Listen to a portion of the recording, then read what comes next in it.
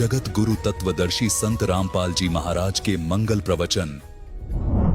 परमपिता परमात्मा पूर्ण ब्रह्म सर्व सृष्टि रचनहार कबीर परमेश्वर जी की असीम रजा से आप सभी पुण्यात्माएं परमात्मा की महिमा सुनने के लिए उपस्थित हुए। परमेश्वर की कृपा से ये सब आपके ऊपर रहम हुआ है। आपको ऐसे समय में मानव शरीर प्राप्त हुआ है, स्त्री या पुरुष का, और पिछले संस्कार से ही आपके अंदर परमात्मा पाने की प्रेरणा प्रबल रही है। बचपन से ही आप कोई ना कोई साधना कर ही रहे थे। तो जो साधना कर रहे थे हम उसको सही मानकर ही कर रहे थे। जब तक हमें ओरिजिनल और डुप्लीकेट का ज्ञान नहीं होता तब तक हम डुप्लीकेट नोट को भी छुपा कर सीने से लगा कर रखते हैं। और जिस में हमें कोई ज्ञान करा देता है नकली और असली दोनों साथ साथ रख के, तो फिर दुख तो बहुत होता है कि मैं ठगा गया और नकली नोट लिए फिर रहा था, लेकिन उसका अब कोई यूज नहीं, उसको फेंकना ही पड़ता है। तो पुण्यात्माओं, जो साधनाएं हम कर रहे थे वो शास्त्र विधि त्याग करके मनमाना आचरण था। श्रीमद् भगवत गीता अध्याय नंबर 16 के श्लोक 23 और 24 में स्पष्ट किया है हमारे सदग्रंथों में परमात्मा ने कि शास्त्र विधि को त्याग कर जो मनमाना आचरण करते हैं, मनमानी पूजाएं करते हैं, मनमाने मंत्र जाप करते हैं, उनको न तो कोई सुख होता है, न उनकी कोई सिद्धि प्राप्त होती है, न ही उनकी परम गति होती है। और हम परमात्मा की साधना भक्ति इन तीन कामों के लिए ही करते हैं। हमें या सुख हो, हमें ऐसी ताकत मिले, सिद्धि मिले जिससे हम अपने लोक जा सकें, और परम गति हो। इसलिए गीता अध्याय नंबर 16 के श्लोक नंबर 24 में तुरंत कहा कि अर्जुन, कर्तव्य और अकर्तव्य की व्यवस्था में कौन सी साधना करनी चाहिए, कौन सी ना करनी चाहिए, इसके लिए सदग्रंथों को ही प्रमाण मानना, किसी की दंत कथा पर विश्वास मत करना। तो पुण्यात्माओं, परमात्मा स्वयं आते हैं यथार्थ ज्ञान देने के लिए, क्योंकि जो सदग्रंथ है वो गॉड गिवन है। कौन से सदग्रंथ? पवित्र सूक्ष्म वेद जो भगवान स्वयं आकर बोलते हैं, और पवित्र चारों वेद, सूक्ष्म वेद वो तो कंप्लीट इन ऑल रिस्पेक्ट है, ऑल इन वन है, जिसमें चारों वेदों वाला भी ज्ञान है, श्रीमद् भगवत गीता का भी ज्ञान है, और जिसके अंदर इन पुराणों का भी निष्कर्ष है कि ब्रह्मा विष्णु महेश की क्या स्थिति है, ये अजर अमर हैं या नहीं है, इनकी जन्म मृत्यु होती है या नहीं है, इनके माता पिता हैं या नहीं है। तो ये भी सूक्ष्म वेद के अंदर, यानी सभी ग्रंथों का वो तो सार है, उसके अंदर सब ग्रंथ है। फिर भी एक विशेष प्रचलन हमारे पास रहा है, विशेषकर पवित्र चारों वेदों का, पवित्र श्रीमद् भगवत गीता का, पवित्र पुराणों का। तो इनमें जो पवित्र चारों वेद और पवित्र श्रीमद् भगवत गीता है, ये गॉड गिवन स्पिरिचुअल नॉलेज है, और परमात्मा के दिए ज्ञान को परमात्मा ही समझ सकता है या समझा सकता है। तो स्वयं परमात्मा आते हैं तभी यथार्थ ज्ञान कराते हैं। उस परमेश्वर ने यहाँ के इन वेदों से कोई लेना देना नहीं होता, ना इस गीता से, ना उन पुराणों से, क्योंकि उस परमात्मा का ही दिया हो वो ज्ञान है, और इसलिए वो अपना सारा ज्ञान हमारे लिए स्वयं आकर के पुनः बताते हैं। और इन वेदों को और गीता को हम एक बहुत ही अच्छे ऑथेंटिक सत्य ज्ञान युक्त मानते रहे हैं हम हिंदू धर्म के सभी पुण्यात्माएं। तो इन वेदों और गीता को समझना कोई जीव के बस की बात नहीं। ये तो परमात्मा बुद्धि देता है अपने कृपा पात्र को, तो ये वेद और गीता समझ में आती है। आज तक ये वेद और गीता न तो श्री ब्रह्मा का, न विष्णु जी का, न शिव जी का, किसी का समझ में नहीं आई। और न ही इन ऋषि महर्षियों को, even writer of the Vedas and Gita and Puranas Shri Ved Vyas ji, ये भी इन सदग्रंथों से अपरिचित थे, इनके ज्ञान से अपरिचित थे। अब ये बात अगर 100 साल पहले कोई कहता, 200 वर्ष पहले कोई कहता तो बहुत बुरी लगती और ना जाने कितना विरोध होता। यही बातें परमात्मा ने 600 वर्ष पहले कहा था। परमात्मा के साथ कितना संघर्ष और विरोध हुआ था, और उसी ने दास को ज्ञान दिया और दास ने ये कहना शुरू किया था। और दास के साथ कितना संघर्ष हुआ ये सर्वविदित है। जेल भी झूठे केस में दास ने रहना पड़ा। साथ में आपके भाई बहन जो हमारे साथ संघर्ष कर रहे थे, आपके भाई पहले से लगे थे, इस ज्ञान से परिचित थे, उन्होंने भी बहुत संघर्ष किया इस ज्ञान को आप तक पहुंचाने के लिए। तो कहने का भाव ये है कि ये ज्ञान पहले बोला जाता तो नहीं स्वीकार्य था। परमात्मा ने साथ साथ हमें ऐसे औजार दे दिए, इंस्ट्रूमेंट दे दिए, ऐसे उपकरण दे दिए कि हाथों हाथ सच्चाई आप तक पहुंच गई। सबसे पहले आपको शिक्षित किया। सन 1960-65 के बाद इस शिक्षा की ऐसी बाढ़ ला दी परमात्मा ने, सबके हृदय में ऐसी प्रेरणा कर दी कि अपने बेटे और बेटियों को पढ़ाना ही पढ़ाना है। ये तो हमें पता है कि शिक्षा के बाद कितनों को सर्विस मिली है जिस उद्देश्य से पढ़ा करते थे। लेकिन अब दास की आंखें परमात्मा ने जो खोल दी, पता चला है कि मालिक ने इसलिए पढ़ा था कि मेरे बेटा बेटी मुझे पहचान सकेंगे।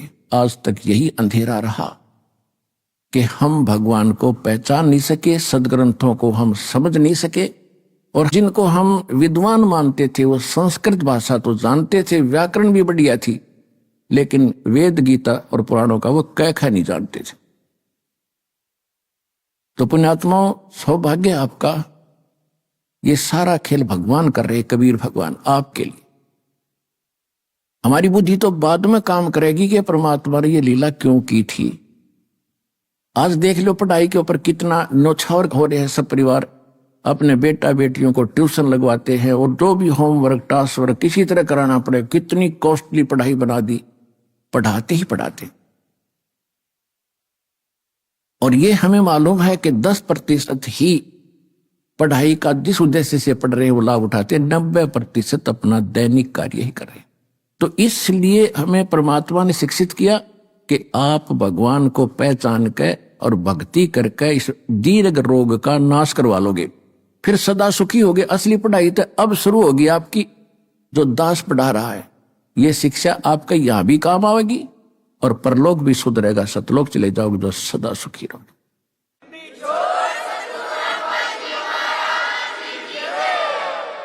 तो प्रसंग चल रहा है कि वो परमात्मा स्वयं आकर ही वो ज्ञान देते हैं, वो विधान बताते हैं। नहीं तो इन वेद और गीता को 5500 वर्ष हो चुके हैं लिखे हुओं को, कागज पर उतारे हुओं को, और इनको याद करके कोई चतुर्वेदी प्रसिद्ध हुआ। 4 वेदों को कंठस्थ याद करना कोई बालकों का खेल नहीं है, वो भी कर लिया। उन्होंने सोचा था कि शायद वेदों के पढ़ने से मोक्ष हो जाएगा, मोक्ष नहीं हुआ। विद्वान बन गए, वह अज्ञानी बन गए, अभिमानी बन गए। किसी ने 3 वेदों को कंठस्थ किया, वो त्रिवेदी कहलाए। किसी ब्राह्मण ने 2 वेदों को कंठस्थ कर लिया, याद परंपरा थी उनकी, सभी करते थे याद ऐसे, तो द्विवेदी कहलाए। लेकिन मोक्ष नहीं था। क्यों? क्योंकि गुरु बिन काहुन पाया ज्ञाना, जो थोथा बुस छड़े मूड किसाना। गुरु बिन वेद पढ़े जो प्राणी, समझे न सार रहे अज्ञानी। अब जितने भी ऋषि महर्षि थे, इवन ब्रह्मा विष्णु महेश तक भी इन वेदों से अपरिचित थे, ये अज्ञानी थे, इनको ज्ञान भक्ति का नहीं था। अपने सिलेबस में चाहे कोई कितना विद्वान हो, जैसे कोई संस्कृत पढ़ता है और संस्कृत में वो कितना विद्वान हो बना रहे, कोई इंग्लिश पढ़ता है, इंग्लिश में कितना विद्वान हो बना रहे, लेकिन अध्यात्म ज्ञान के अंदर वो 0 है। -0 है। तो ज्ञान अध्यात्म भगवान बताते हैं, भगवान स्वयं आते हैं, अपना ज्ञान आप कराते हैं। वेद प्रमाणित करते हैं कि अपने द्वारा रची हुई सृष्टि को परमात्मा स्वयं आकर ही ठीक ठीक बताते हैं। जिन सदग्रंथों को हम यथार्थ ज्ञान युक्त मानते हैं, पवित्र चारों वेद, पवित्र श्रीमद् भगवत गीता, ये तो है गॉड गिवन स्पिरिचुअल नॉलेज। और रही बात पुराण और उपनिषद, ये किसी ऋषि और संत साधु का अपना अनुभव है, अपना ज्ञान है, जैसा उसने भगवान को जाना। 18 पुराण श्री ब्रह्मा जी के द्वारा दिया गया ज्ञान है। ब्रह्मा जी से दक्ष आदि ऋषियों को प्राप्त हुआ, उनसे फिर आगे ऋषियों ने प्राप्त हुआ। उन्होंने कुछ तो ब्रह्मा जी का ज्ञान, कुछ अपना अनुभव, और उसमें ऐड करके 18 पार्ट कर दिए इसके। तो ये जो वेद से और गीता से ज्ञान नहीं मिलता है, तो वो उन ऋषि में है, ऋषियों का अपने घर का है, हमारे काम नहीं। और वेद और गीता में जो ज्ञान है, यदि वो सूक्ष्म वेद में मिलता है, जैसे श्रीमद् भगवत गीता में कुछ इस काल भगवान ने, ब्रह्म ने कुछ थोड़ी सी गड़बड़ी कर रखी है, जिसमें इसने युद्ध कराने के लिए बकवाद करी है।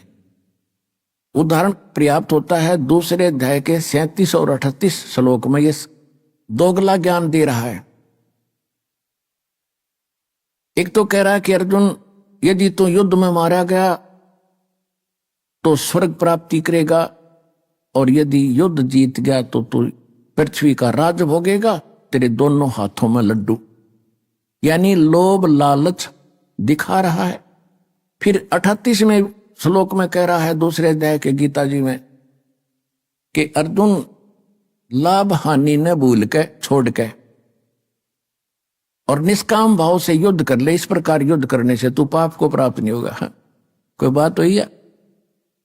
लाभ हानि तो पहले आप बता रहा है कि मर गया तो स्वर्ग में जाएगा, जीत गया तो सुख भोगेगा, और फिर नो क्या लाभ हानि छोड़ दे।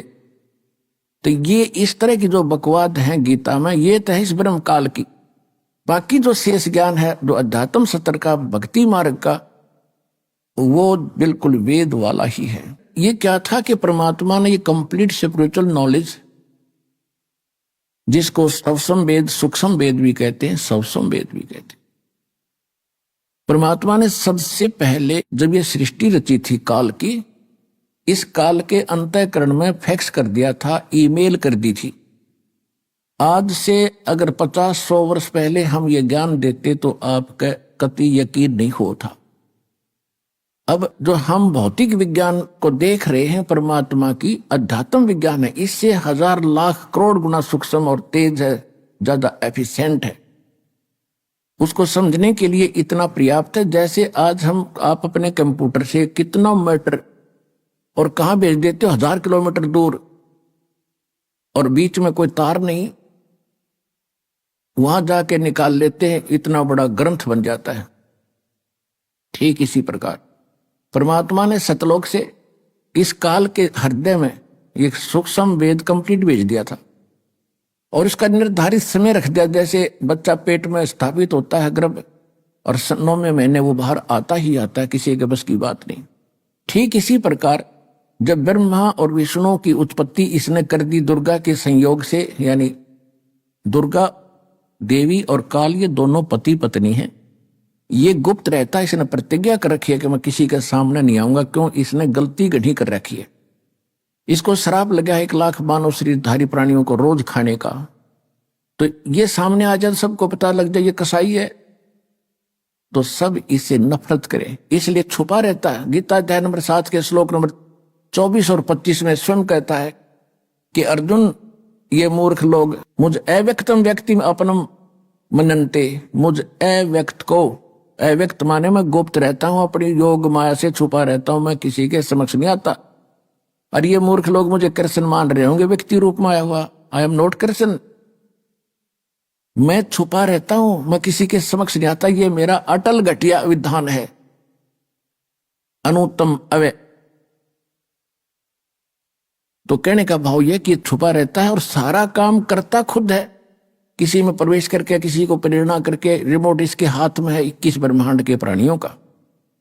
तो जिस समय ब्रह्मा और विष्णु और शिव तीनों की इन्होंने उत्पत्ति कर दी और इनको कोमा में डाल दिया और इनकी परवरिश जारी रखी, जब ये युवा हो गए तो इनको कोमा से बाहर कर दिया, सचेत कर दिया।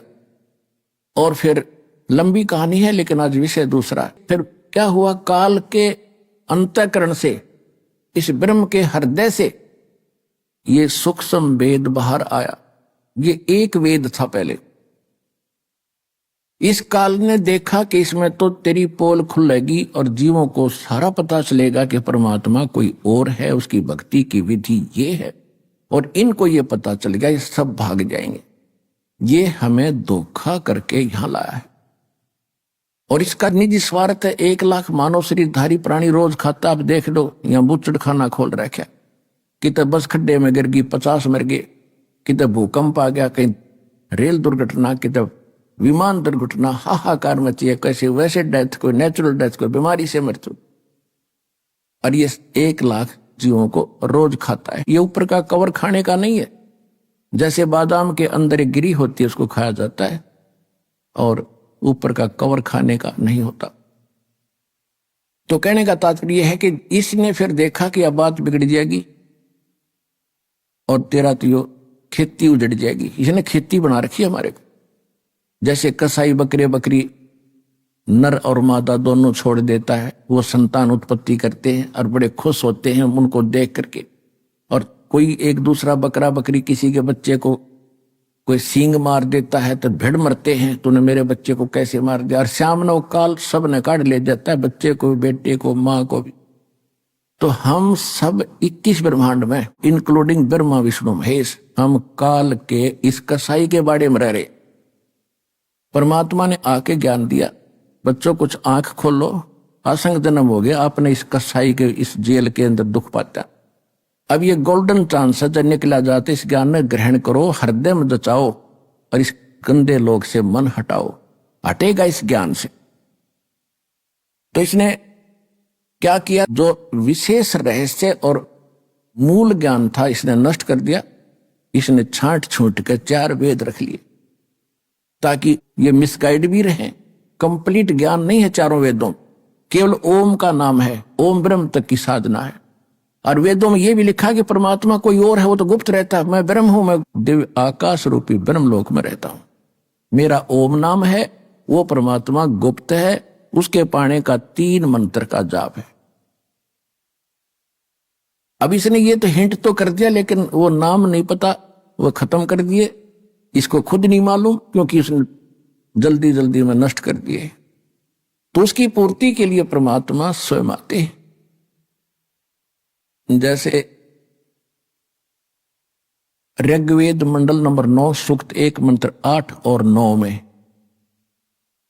ऋग्वेद मंडल नंबर 9 सूक्त 67 मंत्र 26 में यह स्पष्ट किया है कि वो परमात्मा 3 प्रकार से हमारे केयर टेक करता है, 3 प्रकार के शरीरों से, 3 सतिथि से।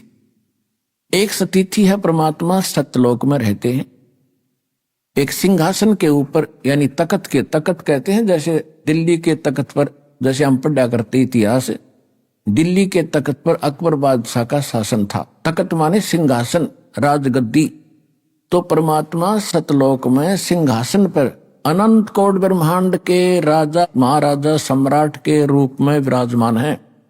उनके सिर पर मुकुट है, ऊपर श्वेत छत्र है दाता के, और एक बहुत सुंदर गुम्बद है, बहुत बड़ा। जैसे ये मंदिर वगैरह बनाए गए हैं, मंदिरों की स्थिति तो अलग बना दी, लंबी चोटी कर दी, उसकी चोटी लंबी नहीं है, गोलाई है, गुम्बज टाइप। और उसके अंदर मालिक बैठे हैं जिनके एक रोम यानी शरीर के बाल को रोम कहते हैं, और जहां बाल उगा है उसको रोमकूप कहते हैं। तो एक रोम की परमात्मा के प्रकाश इतना है जैसे करोड़ सूर्य करोड़ चंद्रमा मिला दे तो भी फीका पड़े, इतना नूर है उस परमपिता के। पूरी बॉडी का अंदाजा लगा सकते हो। तो वहां वो बैठे हैं दूसरी स्थिति में वही परमात्मा प्रत्येक युग में एक लीला करते हैं हमारे लिए। एक शिशु रूप धारण करके ऊपर से आते हैं, किसी तालाब के अंदर कमल के फूल के ऊपर शिशु रूप धारण करके, छोटे बालक का रूप धारण करके वो विराजमान होते हैं। और वहां से कोई निसंतान दंपति, कोई जिनका संतान ना हो, बेऔलादे, वो पति पत्नी उनको उठा ले जाते हैं। वहां परमात्मा की परवरिश की लीला होती है। और परमात्मा की परवरिश की लीला कंवारी गायों से होती है। अब ये तो है वेद ज्ञान। ये दूसरी स्थिति में परमात्मा ऐसे आते हैं। और तीसरी स्थिति उनकी क्या है कि वे कहीं भी कभी भी प्रकट हो जाते हैं, एक साधु संत महात्मा या कोई अन्य रूप बना के, और अपनी प्यारी आत्माओं को मिलते हैं, उनको भी यथार्थ ज्ञान समझाते हैं, उनको ज्ञान देते हैं और सतलोक से परिचित करा के उनको वापस छोड़ देते हैं। कलयुग के अंदर इस परमात्मा की लीला विशेष पिक्चर में है, विशेष प्रमाणित है। इसी से अंदाजा लगा लेना कि चारों युगों में परमात्मा ने ऐसा ही किया है। तो इसमें जो तीसरी स्थिति में परमात्मा आए हैं वो किन किन महापुरुषों को मिले हैं जो दास के नॉलेज में है। आदरणीय धर्मदास साहिब जी, आदरणीय मुल्कदास साहिब जी, आदरणीय नानक साहिब जी सिख धर्म के प्रवर्तक, आदरणीय दादू साहिब जी, आदरणीय गरीबदास साहिब जी गांव छुड़ानी जिला जोतर हरियाणा वाले, आदरणीय गीसा दास साहिब जी गांव खेखड़ा जिला बागपत उत्तर प्रदेश वाले, और आदरणीय स्वामी रामानंद जी काशी वाले आचार्य पंडित जी उनको मिले थे। आज आपको जो परमात्मा कलयुग के अंदर प्रकट हुए उसकी जानकारी देंगे, क्योंकि परमात्मा के ज्ञान को हम समझ नहीं सके। और हमारे धर्मगुरु कबीर परमात्मा को एक धानक, एक शूद्र, एक जुलाहा कह करके हमारे हृदय में उनके प्रति नफरत पैदा कर रखी थी कि वो तो शूद्र जाति का था, अनपढ़ था, वो पता नहीं क्या क्या बकवाद करता था। और यहां तक बकवाद कर रखी थी कि वो किसी विधवा ब्राह्मणी का जन्म लिया था और वो शर्म के मारे कहीं डाल गई थी कि इन लोगों ने तो ठेका ले रखा था, काल के एजेंट बन गए थे, ये भगवान से हमें दूर रखने का एग्रीमेंट कर रहे थे काल से। लेकिन ये एग्रीमेंट कब तक चलेगा मालिक के सामने? परमात्मा ने समय रख दिया था कि चौथा युग जब कलयुग आवे तब हम अपना अंश पठावें। काल फंद छूटे नरलोई, सकल सृष्टि परवानी खोई, घर घर देखो बोध विचारा, सत नाम सब ठोर उचारा। कलयुग बीते 5505 जब ये वचन मेरा होगा सच्चा, कलयुग बीत जावे जब एता, तब सकल जीव परम पुरुष पद चेता। तो इस समय इब आ गया भगवान के बारे में कंप्लीट जानकारी आपको परमात्मा ने इस दास के माध्यम से करवाना है, और वो करवाई दी है। तो क्योंकि परमात्मा परमात्मा ही होता है, उनका कोई भी काम इनकम्प्लीट नहीं होता, उसमें कोई त्रुटि नहीं होती, कोई मीन मेख नहीं होती। तो परमेश्वर स्वयं आए और अपने प्यारी आत्माओं को अपना विटनेस बनाया, गवाह बनाया, साक्षी बनाया। जिन महापुरुषों के शुभ नाम दास ने अभी आपको बताए, इनको परमात्मा ने साक्षी बनाया। इनमें से विशेष रोल जो रहा है एक धर्मदास जी का, और दूसरा रहा है विशेष रोल आदरणीय गरीबदास साहिब जी का, क्योंकि इन दो महात्माओं को परमात्मा ने विशेष ज्ञान दिया है। ज्ञान तो और भी महापुरुषों को दिया क्योंकि भगवान से परिचित करा दिए, लेकिन उनकी जो वाणी थी वो कंप्लीट हमारे हाथ लगी नहीं। और धर्मदास जी के द्वारा जो कबीर सागर, कबीर वाणी, कबीर बीजक, कबीर साखी, कबीर शब्दावली जो भी लिखवाई थी, बीच में लंबा समय बीत जाने से काल के दूतों ने अपने अपने हिसाब से अपनी बुद्धि अनुसार उनमें कुछ परिवर्तन कर दिया, कुछ निकाल दी। कबीर सागर में या कबीर साहिब की वर्तमान चल रही किसी भी लिटरेचर में जो आरती हम करते हैं कबीर परमात्मा की, सामने आप देखते हो, वो किसी में नहीं मिलेगी आपको। और ये है कबीर साहिब की, तो ये उनमें नहीं है, तो ये निकाल दी गई उनके द्वारा। तो उसकी पूर्ति करने के लिए परमात्मा ने धर्मदास जी से कहा था कि 12वां पंथ जब होगा विक्रमी संवत 1774 में उसका जन्म होगा और उसके द्वारा मेरी महिमा की वाणी पुनः प्रकट होगी। लेकिन उस मेरी वाणी को और गरीबदास जी के द्वारा 12वें पंथ द्वारा बोली गई वाणी को वो अनुयायी समझ नहीं सकेंगे। फिर 12वें पंथ में हम आएंगे और सभी पंथ जो अलग अलग हो गया समाज, इनको एक बनाएंगे और पूरे विश्व का कल्याण करेंगे। तो परमात्मा नहीं आए तो दास को भेज दिया, वो ज्ञान सारा देकर और वो शक्ति देकर अपने वाले। अब आपका कल्याण होगा।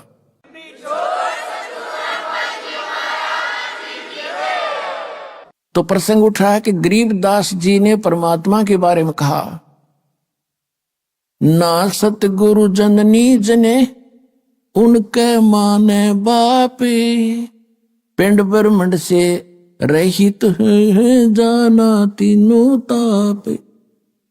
के ना सतगुरु जननी जने, कबीर परमात्मा मां से जन्म नहीं लिया और उनके कोई माता पिता नहीं है।